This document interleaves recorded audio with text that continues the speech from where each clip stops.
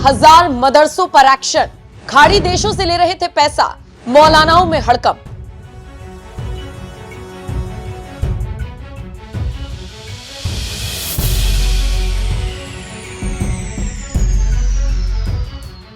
नमस्कार, आप देख रहे हैं एनएमएफ न्यूज और आपके साथ मैं हूं नम्रता चौधरी।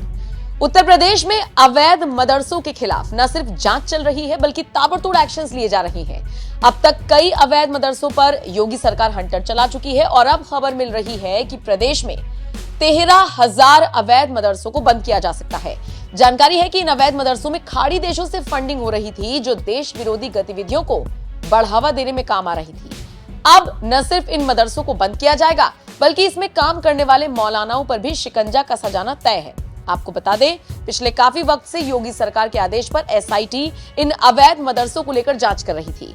जांच के दायरे में जो मदरसे आए हैं उनमें से ज्यादातर नेपाल सीमा पर मौजूद हैं। एसआईटी ने अपनी इस रिपोर्ट में यह दावा किया है कि इन मदरसों का निर्माण और इनका संचालन ही खाड़ी देशों से आ रहे पैसों से किया जा रहा है। हैरानी की बात तो यह है कि 1-2 साल नहीं बल्कि लगभग 20 सालों से ये अवैध मदरसे खाड़ी देशों से पैसा ले लेकर पल रहे हैं। अब जरा सोचिए, कोई खाड़ी देश यूपी के इन मदरसों को पैसा यूं ही मुफ्त में तो बांटेगा नहीं।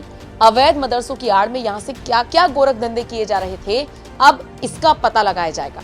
अब दरअसल ये सब एसआईटी को पता कैसे चला? दरअसल एसआईटी ने अपनी जांच को आगे बढ़ाया तो वो इन मदरसों तक पहुंची। इन मदरसों की ना आय का कोई साधन था, ना खर्चे का कोई ब्यौरा। एसआईटी ने इसकी रिपोर्ट मांगी तो मदरसे के मौलाना बगले झांकते हुए नजर आए। एसआईटी के अधिकारियों को शक हुआ, बस फिर क्या, जांच आगे बढ़ाई तो वही हुआ जिसका शक था। अधिकतर अवैध मदरसे खाड़ी देशों से पैसा लेते हुए नजर आ रहे हैं और इसके सबूत मिले हैं। 23,000 मदरसों में से 5,000 के पास तो जैसे तैसे दस्तावेज मिल गए, लेकिन बाकी सब अधर में लटके हुए दिख रहे हैं। अब एसआईटी को आशंका है कि इन मदरसों में कम से कम 100 करोड़ की फंडिंग की गई है और इसीलिए एसआईटी ने अपनी रिपोर्ट योगी सरकार को सौंपते हुए कड़क कार्रवाई की मांग उठाई है। वैसे पिछले काफी वक्त से एसआईटी को इसकी शिकायत मिल रही थी, इसी के आधार पर इस जांच को आगे बढ़ाया था, लेकिन पुख्ता सबूत नहीं मिल पाते थे। इस बार अधिकारी सबूतों के आधार पर इन मदरसों और इसके मौलानाओं की हवा निकालने के लिए तैयार।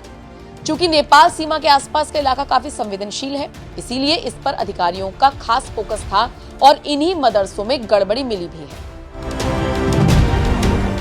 कुल मिलाकर देखा जाए तो एसआईटी का ये एक्शन मौलानाओं के लिए बड़ी चिंता का विषय है, क्योंकि आप जानते ही हैं, अगर बात करें देवबंद में दारुल उलूम मदरसे की, तो यहां पर भी जिस तरीके से गजवाए हिंद को मान्यता दे दी गई और इसी तरीके से इन मदरसों में क्या हो रहा है, फिर वो चाहे अवैध हो चाहे वैध मदरसे हो, क्या तालीम दी जा रही है, इसका पता हर किसी को होना चाहिए। और इसीलिए आपने गौर किया होगा कि जब से योगी सरकार सत्ता में आई है तब से सर्वे कराए जा रहे हैं और इन सर्वे में चौंकाने वाले खुलासे हो रहे हैं।